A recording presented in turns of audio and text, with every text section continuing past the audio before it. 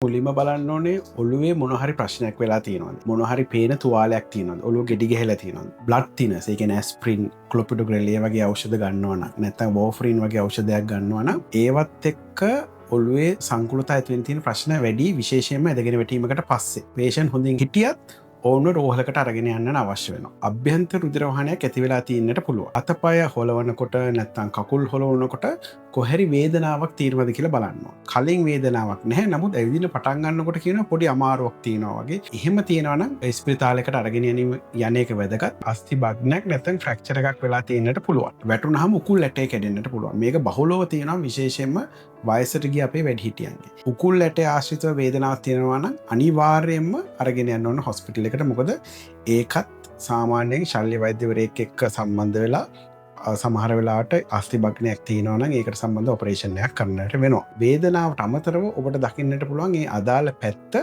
අනිත් පැත්තට වඩා කොටයි. නැත්තම් පැත්තකට මෙහෙම හැරිලා තියෙනවා කකුල. පිටිපස්සට වගේ වැටුනොත් එහෙම කොන්දේ තියෙන අස්ථිවල භග්නයක් ඇති වෙලා vertebral fractures කියන එක ඇති වෙන්න පුළුවන්. මට මේ වෙලාවේ පපුවේ කැක්කුමක් හැදුනා. එහෙනම් ඒක බොහොම වැදගත් දෙයක්. ඒ වෙලාවේ වෙච්ච දේ මතක නැහැ. ඒ කියන්නේ මම මොකක් හරි වැඩක් කර හිටියා ඊළඟ මොහොතේ බලනකොට මම බිම. හෘදේ වස්තුවේ තියෙන ප්‍රශ්නයක් නිසා වෙන්නත් පුළුවන්. කපාටයක ප්‍රශ්නයක් නැත්තම් හෘදේ වස්තුව ගැහෙන විදිහේ වෙනසක්. ඒකට කියනවා ඒරිත්මිය එකක් කියලා. ඒ වගේ දෙයක් නිසා මෙහෙම දෙයක් වෙන්නට පුළුවන්. අපේ වැඩිහිටියා කියන්නේ නැහැ මොනවත්. නමුත් ඔබ දකිනවා ඔහුට මල පහ නැත්තම් මුත්‍රා පිට වෙලා තියෙනවා. දැන් මේක වලිප්පුව නැත්තම් සීෂර් එකක ලක්ෂණයක් වෙන්නට පුළුවන්. තව දුරටත් පරීක්ෂණ කරන්න අවශ්‍යයි. මේ වැටීම උනේ හදිසි අනතුරක් වගේ දෙයක් නිසාද නැත්තම් ඇත්තටම ඇඟේ ප්‍රශ්නයක් තිබිච්ච නිසාද? ඊ වෙඩියාවට බෙහෙත් ගන්න කෙනෙක් නම් ඔවුන්ගේ සීනිමල වෙනස්කම් අරව මේව නිසාත් මේක වෙන්නට පුළුවන්. අපි පොඩි දේවල් ගැන වැඩි අවධානයක් යොමු කිරීම ගොඩක් වැදගත්. ඒ කියන්නේ gedara හොඳ එලියක් තියෙනවද ඔවුන් භාවිතා කරන කාමරවල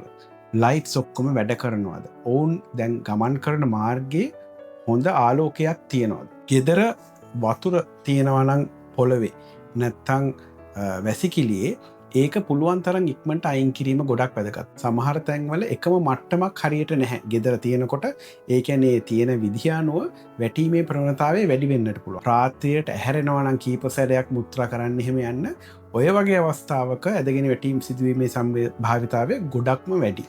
සාමාන්‍යයෙන් හවස 6:00 7:00 වගේ පස්සේ සමහරු තමන්ගේ පෙති ටික සහ කෑමත් එක්ක ගොඩක් වතුර ප්‍රමාණයක් බොනවා වෙන්න පුළුවන්. ඉතින් ඒ වතුර ප්‍රමාණය උන් පිට කරන්නටත් ඕනේ රාත්‍රියට. ඩබල් වොයිඩින් කියලා ක්‍රමයක් තියෙනවා. ඒ කියන්නේ මුලින් මුත්‍රා පිට කරනවා. එකපාරට එන්නේ නැතුව තව තප්පර 30ක් විතර ඉඳලා තවත් මුත්‍ර ප්‍රමාණයක් පිට කරනවා. එතකොට රැට නැගිටින්න ඕන වාර ගන්න එකෙන් අඩු කරගන්න විදිහක් තියෙනවා. කිංස් නිරතුරු විශ්වාසයෙන් ඔබ ළඟ රැඳෙන්නම්.